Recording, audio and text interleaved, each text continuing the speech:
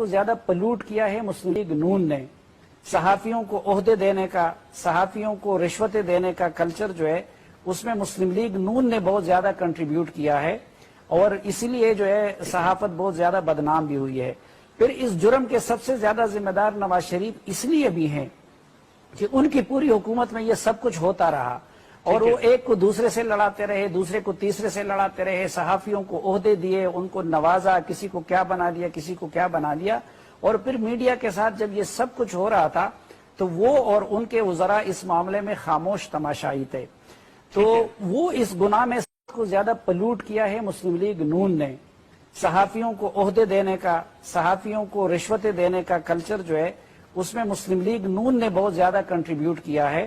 اور اسی لیے جو ہے صحافت بہت زیادہ بدنام بھی ہوئی ہے۔ پھر اس جرم کے سب سے زیادہ ذمہ دار نواز شریف اس لیے بھی ہیں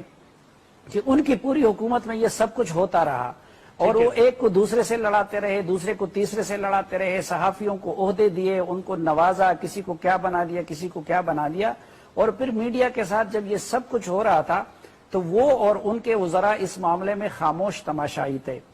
تو وہ اس گناہ میں سب سے زیادہ